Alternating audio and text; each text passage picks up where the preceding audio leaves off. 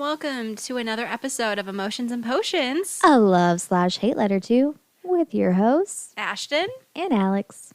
Hi, welcome. It's been a minute. Took a little hiatus. An impromptu break. But we're back, better than ever, bringing you... a book.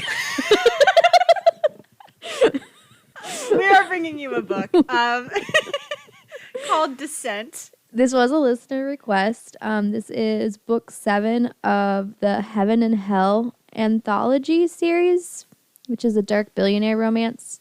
It's like each book is done by a different author or pairing of authors.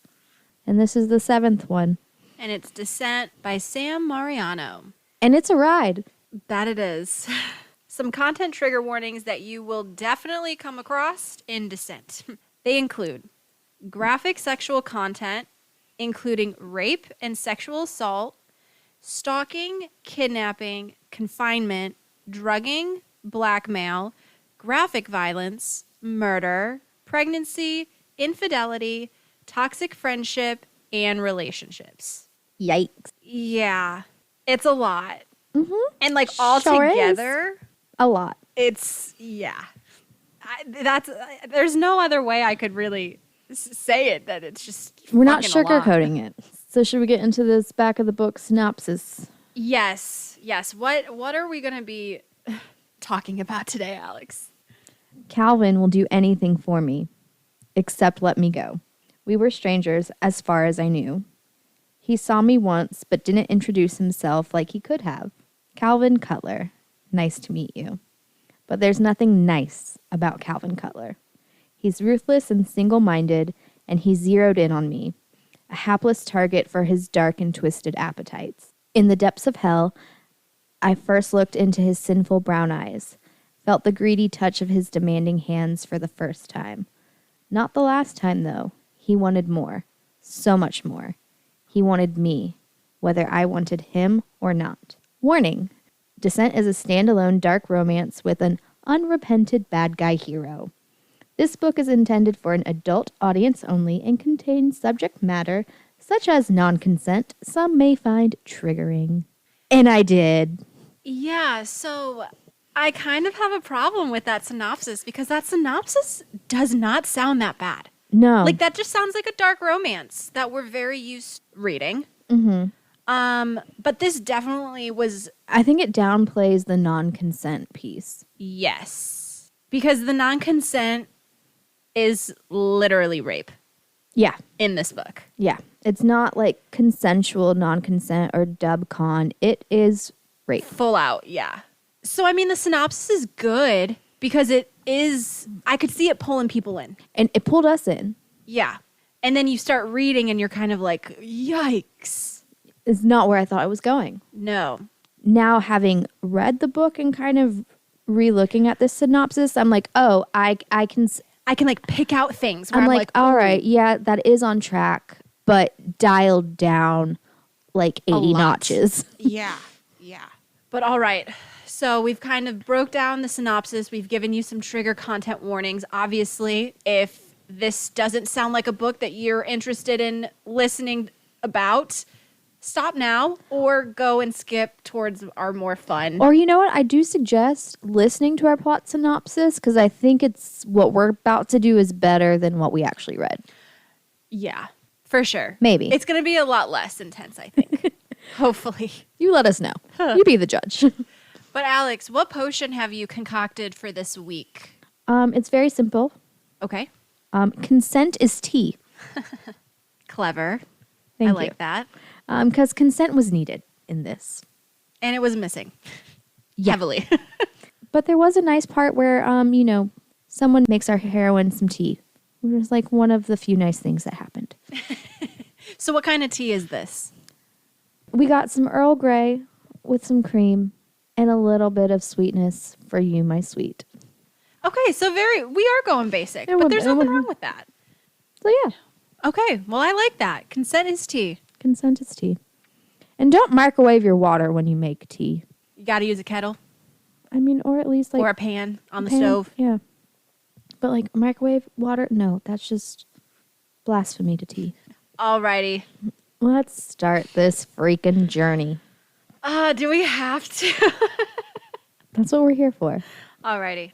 Hallie is out bar hopping in New York City for her best friend Charity's bachelorette party when she receives multiple calls and texts from her really shitty ex-boyfriend Jackson. First, it seems like he's trying to get a booty call out of Hallie.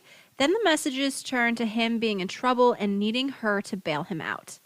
When trying to get more info out of Jackson about what kind of trouble he's in, a mysterious voice comes on the line and demands for Hallie to get into a car that is being arranged to take her to the meeting point. This anonymous voice won't provide any additional information until Hallie shows up at said location. Not sketchy at all. Red flags. I would say, you know what? Fuck this dude. A driver, Harris, takes Hallie to a BDSM club called Purgatory and is taken to the hell level to meet the mysterious caller, Calvin Cutler, who is Jackson's boss. Calvin met Hallie at his company's Christmas party she attended as Jackson's date, and he has been obsessed with her ever since. Also, unfortunately for Hallie, Calvin's sexual desires run on the darker side of extreme kinks, and he is no longer enjoying consenting sex. Since he has been obsessing over Hallie, he is ready to relieve himself of his desire for her by taking her willing or not. He would prefer not willing, and the fear does something for him. Ugh. Gross. Hallie, being in a dungeon sex room, is terrified and trying to get information out of Calvin, who just wants to continue this cat and mouse game he has going on with Hallie. He tries to get her to sign an NDA before he can play with her, but at the end of the day, he will take what he wants, regardless if Hallie agrees or not, and there will be no consequences for him with how rich and nefarious he is. Hallie tries to escape the dungeon, but sadly, there is no escape for her, and worse, Calvin rapes her. Afterwards, he tries to pay her for her services, which Hallie refuses, and he asks to see her again. Like this was a fucking date? And he has Hollis take her home. The next day, it is Charity's wedding, and as the maid of honor, Hallie does her best to put the previous evening behind her and enjoy the day as much as she can. While getting ready with Charity and the other bridesmaids, Hallie's wedding jewelry has been swapped with more expensive ones, which she chalks up to as like a maid of honor gift. When in reality, Calvin has purchased the expensive jewels and had them switched out. Not only did he do this, but he is now attending Charity's wedding to see Hallie again and to get her to go on a date with him. The audacity. I forgot how bad this was. When Hallie sees Calvin in attendance, she panics and does her best to avoid him and put on a brave face when having to be confronted with her rapist the day after being raped. Calvin manages an introduction to Hallie at the reception and kisses Hallie's hand, and she runs off to the bathroom in fear, as she should. Thankfully, Hallie's half-sister Georgia is at the wedding and could tell something is off with Hallie and does the best that she can to provide comfort to Hallie without knowing the whole story.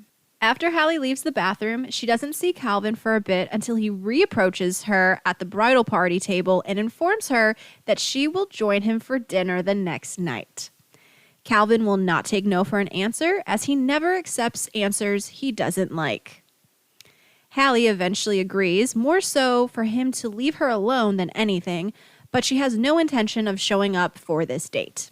The next day, time for dinner has come and gone, so Hallie did not show up to the restaurant as she planned, but what she did not account for is Calvin being a man of his word about not taking unacceptable answers, and he has left a gift at Hallie's door, which is a dress with a note stating their dinner has been rescheduled to the next night and will now be at his penthouse, and Hollis will be driving her to him. The following day, Hallie goes to some meetings, and when she returns home, her cat Marie is missing, and she gets a call from Calvin stating he found her cat, blackmailing her into ensuring she has dinner with him that evening. How dare you take the fucking cat? At the dinner, sure, Hallie is impressed by Calvin's rich and fabulous lifestyle, is still very wary of his psychopath who has raped her and stolen her cat. During the dinner, which is prepared by a private chef to the criminally insane, Ryan, Hallie's wine is drugged, so for the dessert portion, Hallie is the unconsenting dessert. Later that evening, she strikes a deal with the devil. She is to go on another date with Calvin, and resigns herself to knowing she is his to use until he is done with her. And there will be punishments for her lack of cooperation. What got me about the drugging is also Calvin's like, I never lie. I'm not a liar. And I'll never drug you. And then that's exactly what he did. And I'm like, I lied because you lied to me. yeah. And I'm just like, oh, this dude's the worst. Like, why are we having these petty games, sir? Because he can. I hate it. The morning after the forced dinner, Hallie returns to her apartment with Marie to find that Calvin has had her faulty door replaced with new locks, and she assumes he now has a key to her place. Correct assumption. But what she doesn't realize is he also has had multiple cameras put in her apartment as well, so he can keep an eye on her and further stalk her. He also has hired someone to dig up information on her and those she is close to use as potential blackmail to keep her close. So fun. So fun. So thoughtful and caring and loving. The beginning of any great relationship. For what Hallie hopes is her final day with Calvin, he has rented out the Met, giving them a private experience of Hallie's favorite Egyptian art exhibit and private dinner. While going through an Egyptian temple, Calvin non-consensually fucks her against the temple, which could have been a great sex scene if there was this thing called consent, which is still missing at this point. Remember, consent is tea. Calvin does take Callie home after their Met date. When Callie wakes up the next day thinking she's finally rid of Calvin, she is oh so wrong. She is greeted by Chef Ryan making her breakfast and prepping upcoming meals for her and more gifts from Calvin. Once he leaves, she packs up all Calvin's gifts, hires a locksmith to change the locks on her new door, which Calvin intercepts this request and has one of his men, Arson, change the lock so he still has the copy of her key. And Charity calls, setting Hallie up to go on a date. This poor girl. Oh, I feel so bad for Hallie. Calvin leaves a note for Hallie because, of course, he knows about her date due to his stalking/spying, insisting she meet him instead of this other guy. However, Charity isn't letting Hallie bail on the date, and Hallie doesn't want to see Calvin.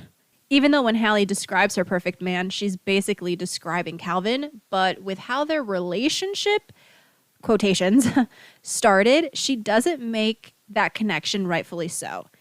Hallie goes on the date with Lance, who is a douche finance bro, and the date totally sucks. This girl just can't catch a break.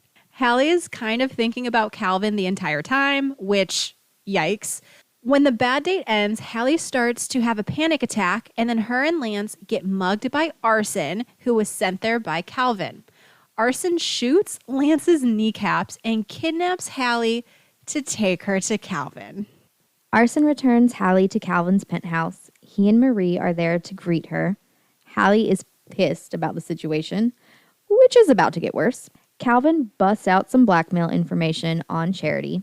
She cheated on her fiancé, now husband, the night of the bachelorette party. Calvin has all the evidence of this and will leak it to Tyler, Charity's husband, if she doesn't agree to be his. Oh, and she will now be living with him since she can't be trusted. To protect her friend, Hallie complies and hopes Calvin will tire of her quickly.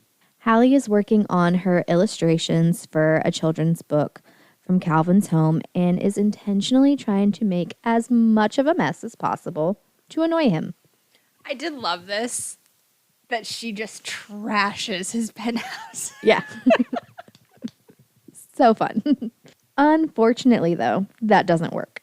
Yeah, he couldn't care less, really. He's like, oh, you didn't like the stuff? We could get new things. You could have just told me. You didn't have to ruin it.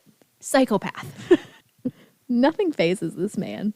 Later that night, Hallie does get punished for her bratty behavior earlier by not being given clothes to sleep in and told she can choose her punishment with either Calvin's hand or this medieval torture looking device. And what he describes that he would do to her when she's attached to this thing. It feels like it would kill you. It sounded like a torture device. It didn't yeah. It felt like it would literally split you open through your vagina. And he's just and I won't stop.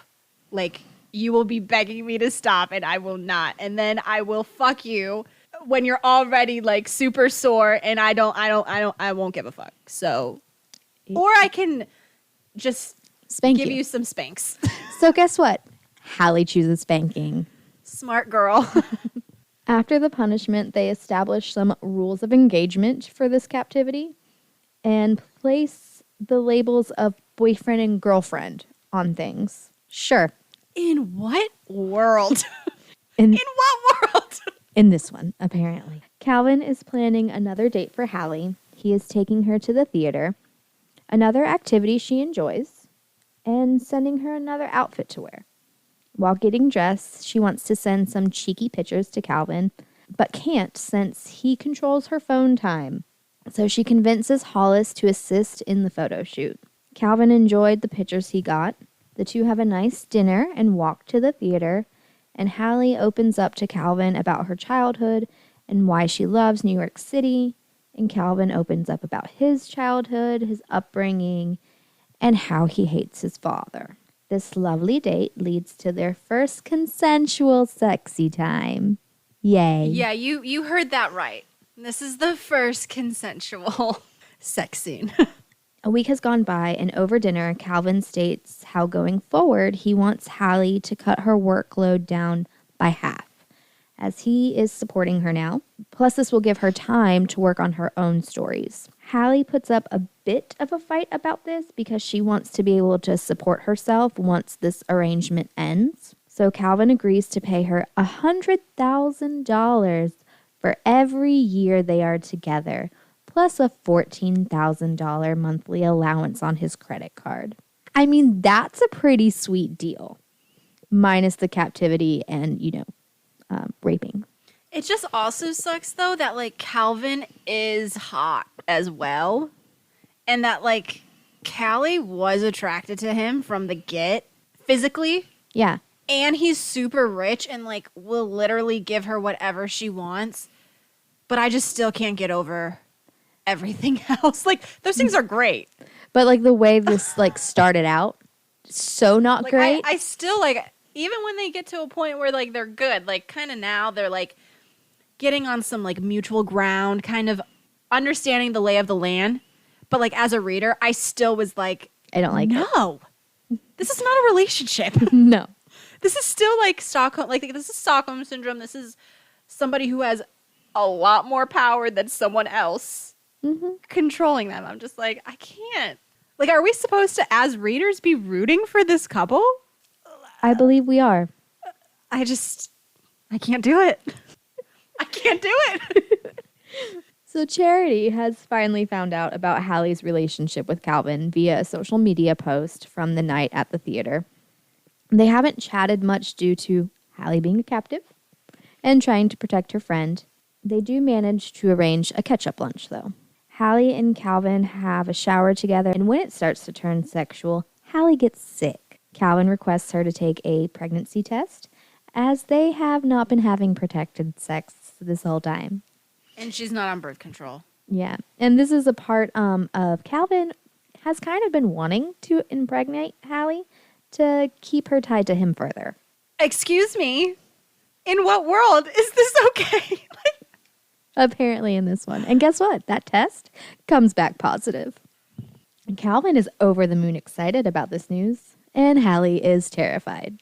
Rightfully so. Hallie meets with Charity for lunch, and Charity wants all the deets about Hallie's new man. She tries to be as vague as possible and hide the pregnancy news from her friend. The captive cover not being blown and the lunch going well, the girls have a shopping trip after lunch. Hallie is wondering if a rapist can be a good father. This leads to her doing some social media stalking on someone from her hometown who has a child, and she wants to see what he's up to now and try to see if he's a good father or not.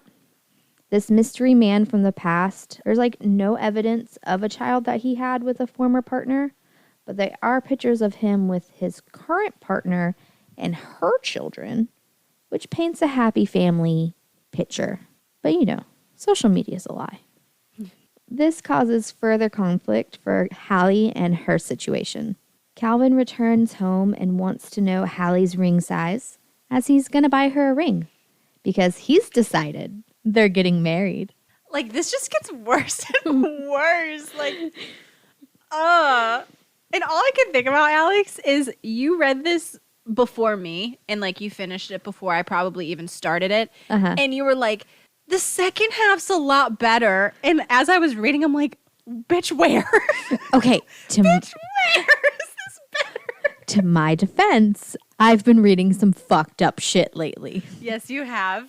But like, even so, I was like, this bitch delusional. What is she thinking? I was, and I kind of blame the reading spiral of like horror erotica that I fell into. But you know what? Let's not critique my lapses of judgment for a while, okay? Everyone has them. But yeah, this just keeps just piling on just more bad things. Everything is changing so quickly, and Hallie is getting overwhelmed that she agrees to the marriage, a honeymoon in the Maldives, and meeting each other's parents. She's just kind of like, yeah, sure, whatever. Yeah. I feel like at this point, she's just realized there's no beating him, so she might as well join him because she could potentially have an okay, happy life. Yeah. And so she's just kind of like, you know what? These are the cards that were dealt to me. We're going to roll with it. It is what it is. Let's at least thrive in this environment. Which, I mean, you know. Fair play. If you got to survive, you might as well do it comfortably than being like an actual hostage. Yeah, why not for have your a whole honeymoon life. in the Maldives? Yeah, why not let your billionaire boyfriend, husband, whatever, buy you everything that you ever want? Numb the pain, girl. While having bedtime chats, Hallie tells Calvin about the house she grew up in and about her mother's like slimy landlord, and Calvin offers to buy her mom's house and give her the deed. That's nice. ... Calvin then tells Hallie a story about Mono Lake, California, which has a toxic lake, and the only creature that lives there is a specific type of fly that learned to adapt to the toxic environment and brought life to the lake. Hallie is slightly moved by this story as Calvin is the lake and she is the fly. How are you moved by this? I would be like, you're crazy, but okay. She was, though. Hallie lets Calvin know if he just asked her out like a normal person, she would have said yes. He didn't need to pull this psycho crap. But that's the whole thing. He wanted to rape her. Yeah. He wanted to do that. He thought he could do that and like be over her. And then, yeah, or like mend the relationship enough where they could be normal? Question mark? So like, he's definitely delusional. For sure. While on the way to Hallie's mother's house, Hallie tells Calvin about a past boyfriend that cheated on her, and she gets reassurance from Calvin that he would never cheat. Then they pass a house that makes Hallie have a panic attack. And we learn that this house, which is a few doors down from her mother's, belongs to a different man from Hallie's past, the one that she was kind of cyberstalking, and he raped her. Yeah, Calvin was not her first. Yeah. Calvin comforts Hallie and helps her through her panic attack and reassures her that he will take care of him. Meeting Hallie's mother goes well. There was an initial shock with their introductions and like the blurting of Hallie's pregnancy. And the huge rock on her finger. Yeah. They didn't do it very well. Nope. But you know what? Hallie's mom approves of Calvin. While they travel home, Hallie begins drawing as she's inspired and starts to work on her own story. And the artwork she's working on is a fly. On this ride, Hallie learns that Calvin has 2 phones and starts to get more information about his business dealings and how shady and illegal they are, and exactly how rich he is. When it's time to meet Calvin's parents, Hallie immediately falls in love with his mother, but is very put off by Calvin's father. She is aware of the animosity between Calvin and his dad, but witnessing it firsthand is very different. When Calvin ruined his father's business, he lost everything, and the house his parents currently live in, Calvin actually owns. It's like the biggest fuck you. Like, not only did I take over like your company, He like sunk it to the ground intentionally by like starting like a rival becoming a rival to his CEO, dad. whatever. And then they lost everything. And then he's like, oh, but I'll buy you a bigger, nicer house that you guys can live in because I can and you can't. And so his dad is forced to live in this house that he doesn't own. Yep. From the son who stole everything from him financially. Yep. He did that. But Calvin's dad is just as fucking manipulative and controlling and maybe like shittier in some areas towards like his mom. Yeah. So like he kind of deserved it. He does. And it is very funny because like Calvin and his father are quite similar. And it's ironic and hypocritical that Calvin can't see this. Oh, yeah. Yeah, because it's like, hun, you're doing the exact same thing your dad did, low-key. Yeah. And he gets very mad when Hallie brings that up. Yikes. Yeah. Well, guess what? Now it's time for Calvin and Hallie's engagement party. Hallie has invited Charity, her best friend, who is also a prosecutor. And Calvin has invited his business associates. And they are all a part of like organized crime and other illegal activities. Yeah. So this gathering causes Charity to go off on Hallie and worry about who she's with. And she starts plotting ways to break them up. Charity starts digging up dirt on Calvin to present to Hallie. This digging, though, could possibly cause Charity more harm and get her killed, not by Calvin, even though he would rather her be out of the picture in a permanent capacity, but by some of his business associates. Charity has uncovered that Calvin had Jackson killed. Remember Jackson? Yeah. The guy who pretty much tricked Hallie into coming and rescuing him? Yeah. He's dead. He did. Like an overdose. It was, he partied. Cocaine overdose. It happens. It does. But, Calvin orchestrated it, so that was murder. He also purchased Hallie's mother's house prior to what she thinks he did to have an additional token of leverage against Hallie if his first blackmail plan didn't work out.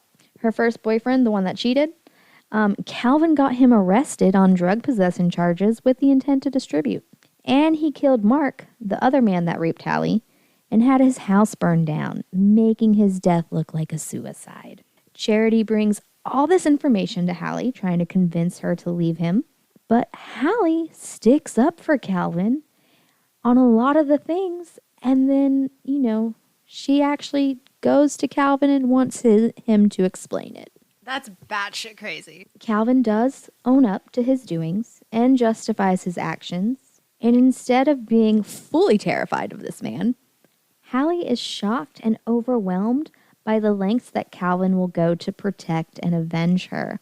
I think the only one that she kind of was like hesitant about being okay with was the Mark one because he had kids and she kind of felt bad. And he was like, well, none of the kids were injured. Like he was like, I made sure they weren't involved. And then he's like, wouldn't they be better off without him anyway? And she's probably, I think then she's kind of like, you're right. Yeah, okay. He was a bad guy. He deserved it. I'll get over it. He then informs Hallie that he's going to need to have a chat with Charity to put an end to her meddling before she gets herself killed. He orchestrates a lunch with Charity. She thinks she's meeting with Hallie, but she's going to be meeting with Calvin instead. He lays down the law to Charity, who has been controlling and using Hallie for years. Charity and Calvin are also quite similar people. Calvin has another blackmail file on Charity, one showing that she slept with Hallie's ex, Jackson, while they were together. Yikes. Not what a best friend should be doing. He also calls her out on being an alcoholic and that she needs to get herself into treatment if she wishes to continue to be in Hallie's life. I kind of didn't hate that. No, that was actually kind of nice. That was like, you know what? That has some decent intention behind it. Yeah. Because she also makes all these bad decisions when she's drinking. Mm-hmm. So he's like, obviously the drinking's got to go. Yeah. Charity and Calvin come to an understanding, and Calvin is the victor in this showdown.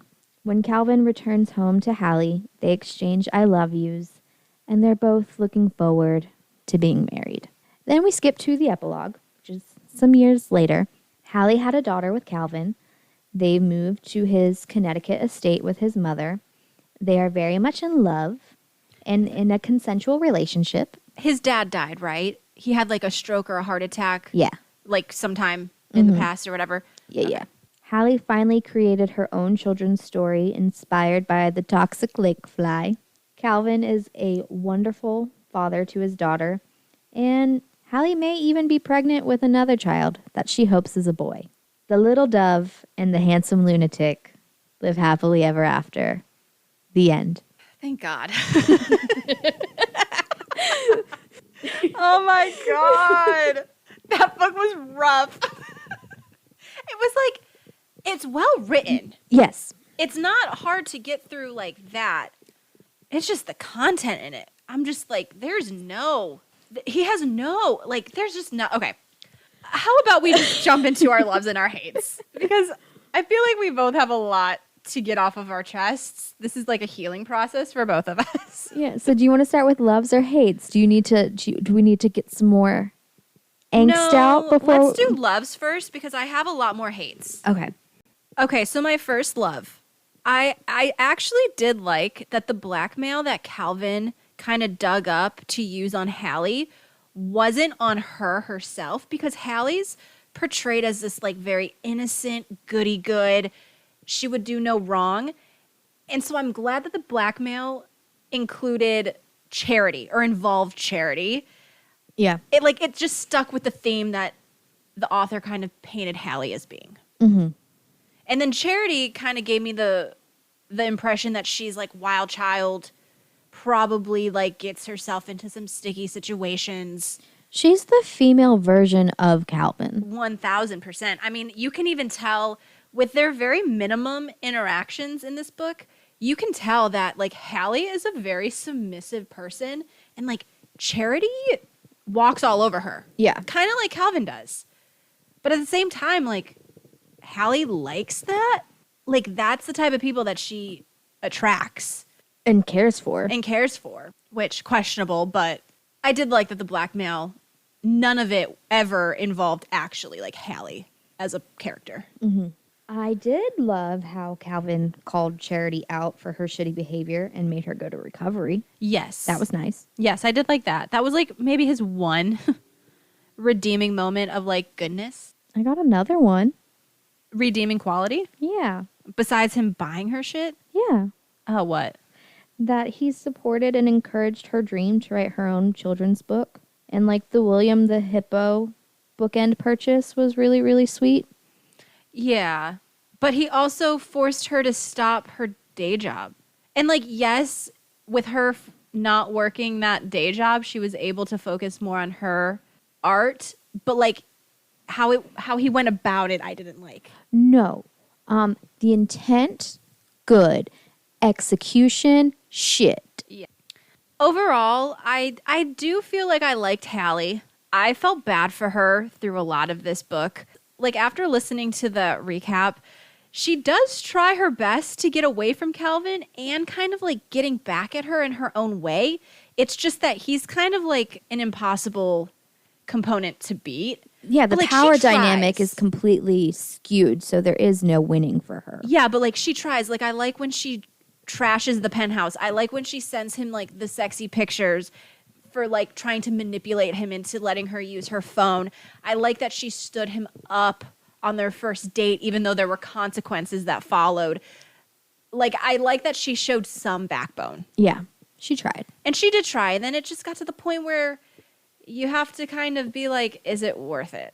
And like he kept telling her throughout this book, you have the power of how this dynamic is. You have the power of this being a captive situation or a romantic relationship. He's like, I will give you the fucking world if you like reciprocate play by my feelings. rules. Yeah. Or I can lock you up and you will never see the light of day. And I will still have my way with you and nothing will change. Yeah. So just figure out how enjoyable and comfortable you'd like to be. Yeah. I did enjoy the Met date and the theater date. Yeah. I mean, he took her to places that she actually likes. I mean, if we could add consent into the Met date. Yeah, because that sex scene was actually like really good, minus the fact that he like still forced himself on Hallie, and like Hallie wasn't totally into it at that point. But if we added the element of consent, it would have been really, really hot. Like really hot. Yeah, it would have been a good sex scene. My last love that I have is I actually was like okay with Calvin getting rid of all the people who did Hallie wrong. Yeah. Like I didn't feel bad that he killed and like incarcerated some people. Enjoy the touch her and die, do her wrong, and you die. Yeah. Like in real life, no. I would not love that if that was real. But like in this book, the loves were slim picking. I had to choose something. So I didn't hate that. My last love.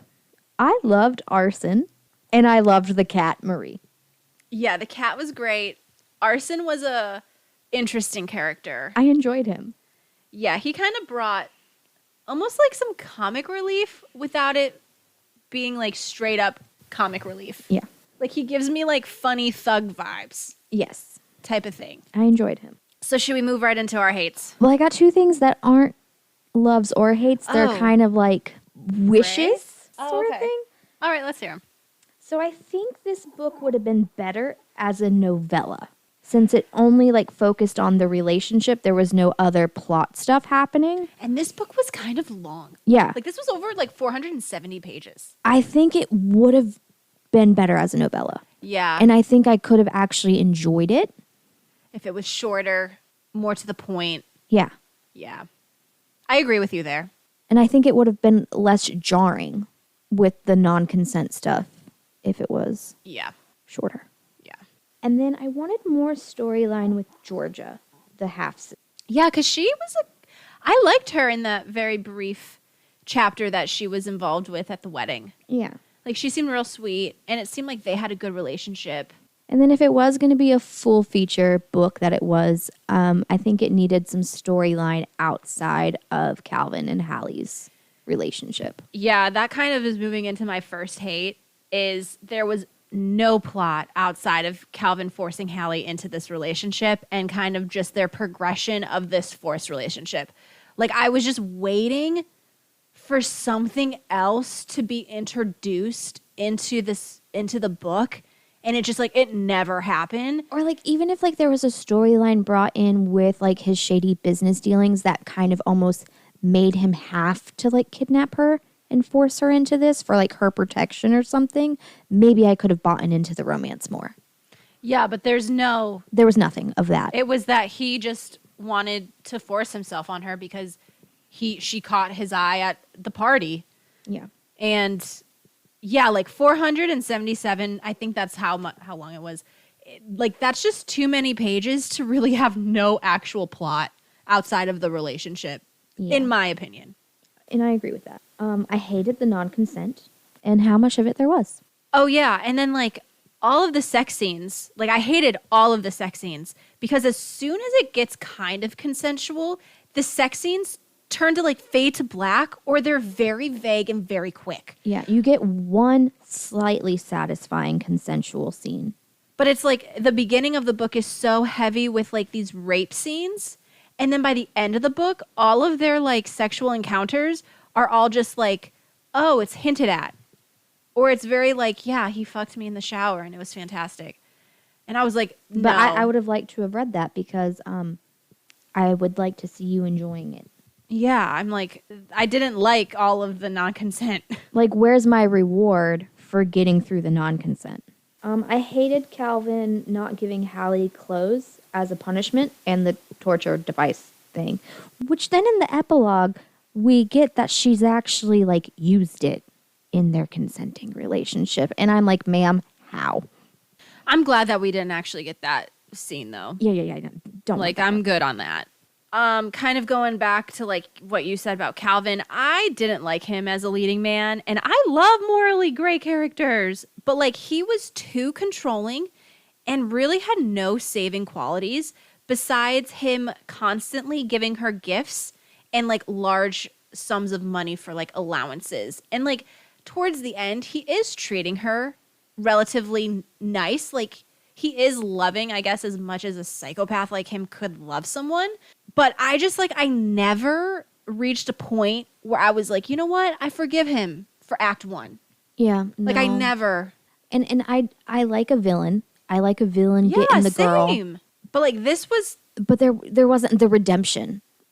Didn't really hit the mark like it should have. Yeah, and I feel like we as readers, because like both Alex and I, we like a dark romance. We like. And I will read some fucked up shit. Right. And like we like we've read a lot of consent, non-consent, but that is very different than rape scenes. Yeah.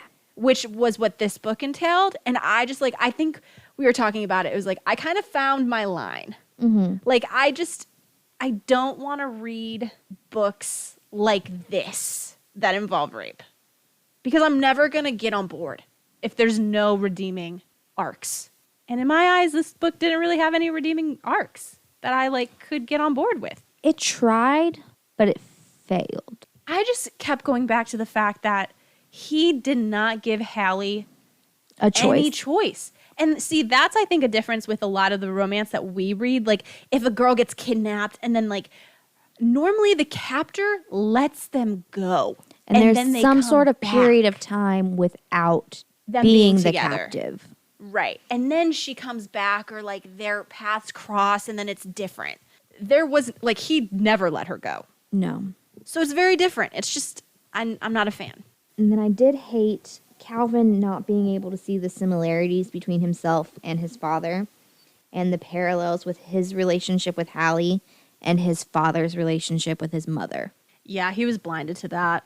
It, almost hypocritically. Yeah, and I feel like if he could have seen that, then maybe that's where he could have done the shift and let her go and then allow her to choose him. And then I could have been more on board. Yeah, I think I would have gone from like 0 to maybe like 50% being like, okay, it's kind of redeeming. Mm-hmm. But there wasn't any of that. No. And my last hate, and it's a strong one, the bitch never got plan B. Yeah. She never took precautions for herself to make it so she didn't get pregnant. Because we find out that she gets pregnant at the Met. So the second time that they have sex, she gets pregnant. And at this point, There was more sex in between that, I think. this was still when they were like under that contract of like the 3-day rule. Yeah. Like it was very early. And at this point too, she wasn't being held captive against him. So like she could have easily gone to a CVS or a pharmacy and gotten it, knowing that 1, she wasn't on birth control, and 2, she knew he was finishing in her without a condom. He wasn't wearing a condom. She does bring this up in a conversation with him. It's at like 75%. Yeah. It's so late in the book. It's right before She finds out, and they've had a lot of sex at that and at this point. point, she's like, she's already living with him and everything. And then she like, you know, her reaction to finding out she's pregnant. I'm like, what the fuck did you think? was going to happen, ma'am. Like, what did you think? You weren't protecting yourself. And I just like, I was just like, oh my God.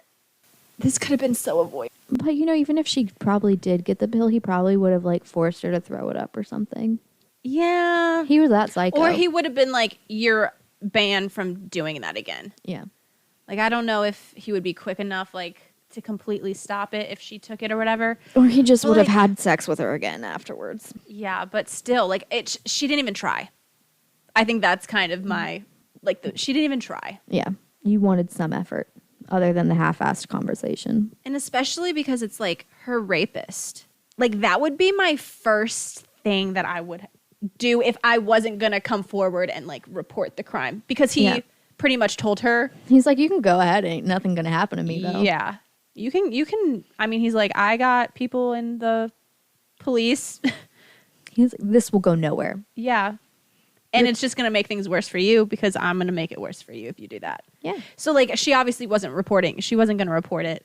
But, like, All right. So, let's move on to the funner portions of our podcast, which Let's bring include some casting. So, for this book, we casted Hallie, Calvin, Charity, and Hollis. So, would you want to start off with your Hallie? My Hallie is Amanda Seyfried. Ooh, that's a good one. Who's yours? Mine is Hayden Panettiere. Also a good pick. I liked her as this. Like, I could see her in something like this. What about your Calvin? Who is your big bad non-hero lead? My Calvin is Luke Bracey. He's handsome. Okay. My Calvin is Matt Bomber. I mean, I That feel is like a handsome man. I know, and I just feel like for some reason I feel like he could really I don't hone want to in. see him doing this though. Me neither. Me neither. But like aesthetically and like his acting, I think he could do good. What about your Charity, the bestie? Olivia Wilde. Ooh, good one. That's a good one. I went Naya Rivera, R.I.P. Yes. If she was still with us. with us. But like I could see her based on like some of the characters that she's portrayed in the past. Mm-hmm. Like I could see her doing a really good Charity.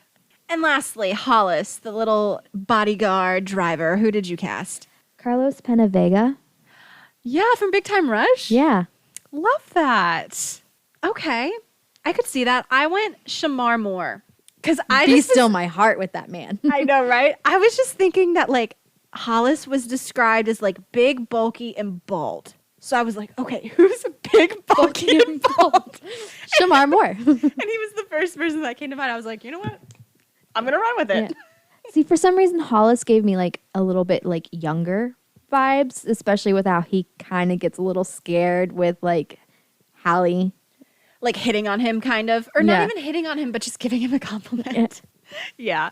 No, but I like yours. I like your pick as well. So make sure if you want to check out those visuals, head over to our Instagram, Emotions and Potions Pod.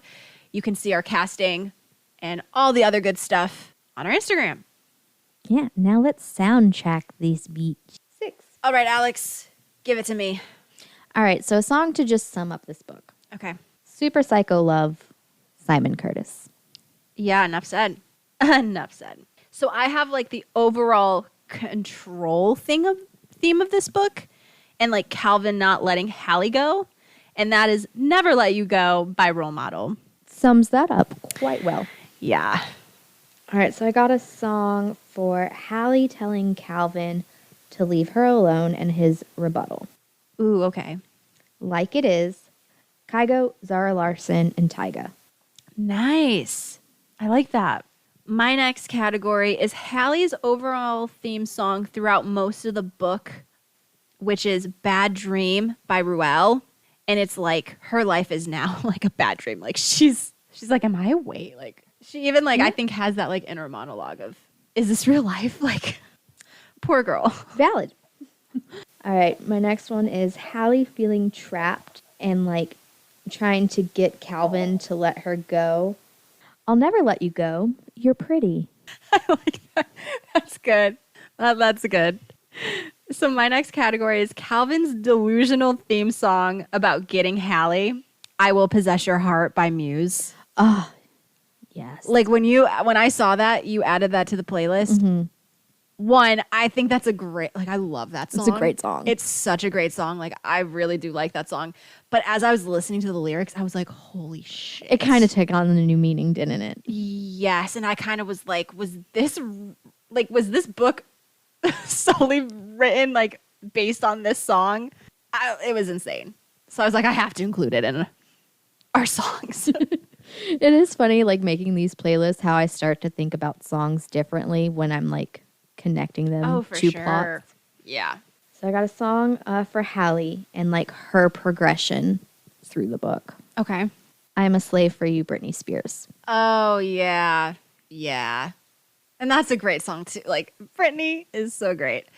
But yeah, that song in this, like, context, yeah. Yeah. Yeah. So my next song category is Hallie's dating history theme song, which is honestly, I'm disappointed, by Kate Gran. Same. I'm disappointed for her. Yeah, she does not have the best dating history. And it's Charity's fault. And it's a lot of Charity's fault. I would ban her from hooking me up with any people because like that wasn't that Lance dude was not the first shitty setup. No. Like Charity's requirement for setting Hallie up is like, are they rich? Yes. Okay, you're going on a date. That's it. Yeah, no substance. My next song is Calvin's Delusional Vision. Ooh, okay. Happy Together by Filter. That's a great song too. And my last category, I decided to do one that was like a little bit like less depressing. And it's a Millionaire theme song, just because he was throwing out his dollar bills Left, throughout right, and this. center. And that's Bank Account by 21 Savage. Yep. And then also it like talks about like gunning them down, and I'm just like, he does. He does. He might not be the actual one killing them, but like he does. Like he's got people for that. He's got mills in the bank, and then he's also, you know, taking people out. So my last one, it's kind of a funny one. Okay. The Calvin wanting Hallie to get pregnant thing. Ooh. Okay. Baby by Me, 50 Cent. Oh, And Neo. I'm glad we ended our song playlist on like A slightly funny note. yeah, and we got all the heavy ones out of them. So if you want to listen to the full playlist, the playlist is actually really good. Yeah. Head over to our Spotify, Emotions and Potions Pod. I highly recommend the playlist. Yeah, even if you don't read the book, the playlist is banging. It is. All right, on to our last portion of the episode. Let's rate this. I'm curious as to your overall ranking. Okay, since I have scrubbed my brain of like the dark hole that I was in with reading and added some and like read some more positive, uplifting books, and then like, you know, went back and did this whole plot synopsis thing, I have changed my rating. So what was it originally? Originally, I probably would have given it an 8 out of 10. Damn! Okay, but remember, Okay, I know, was I know. reading Some fucked up shit. like horror. Okay, so what do you give it now? Now I give it a 6. Okay, and that's what I gave it. And I, honestly, that's generous. I probably could have given this book lower rating. It wasn't badly written though. No, but did I enjoy reading it at all? No. Do I have any intention of reading the rest of the series? No. Would I recommend this book to anyone? Maybe. No. Maybe. No. Maybe. No. No. I would maybe if, as like a torture, if I recommended a book to my enemy, I'd say, yeah, read this book. It's good. Okay. If You'll I like it. If I knew people like some of the other things I read, I would recommend. But there's things I read that you will never touch. No. Absolutely. Like 8 Days for Salvation. Yeah, no. Because I think I read this like right after reading that, and this was like a relief in comparison to that. Yikes. All right, what did you rate the spice? I mean, it is a 4 out of 5, I think. That's what I had too. Because the triggers of the sex scenes, I feel like, are pretty high.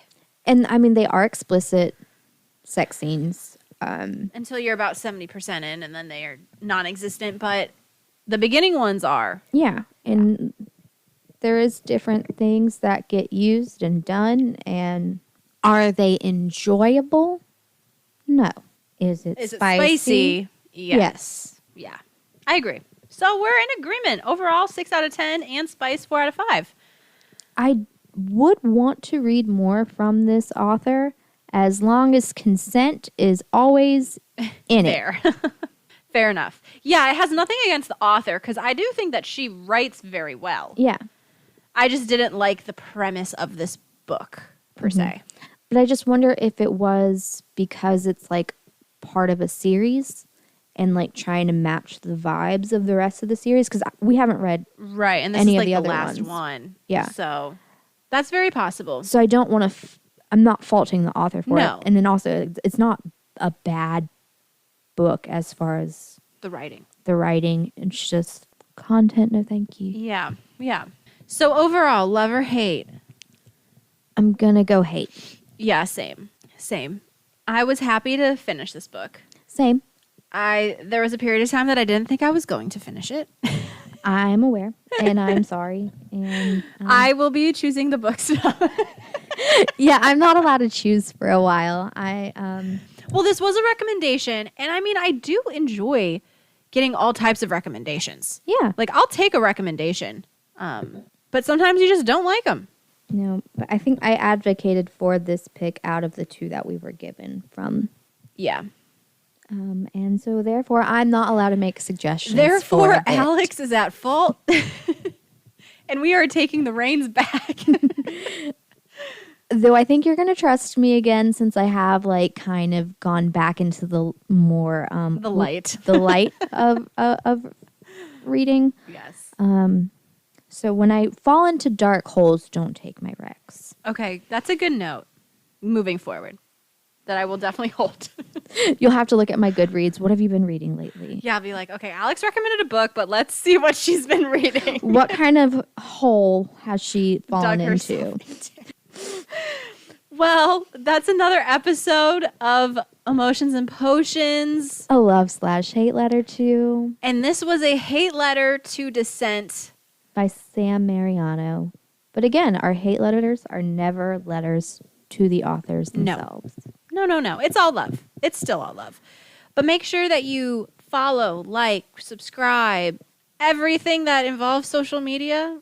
That's positive. That's please? positive. Emotions and Potions Pod. You can find us on all types of platforms. Yeah. But all right, until next time. Bye. Bye.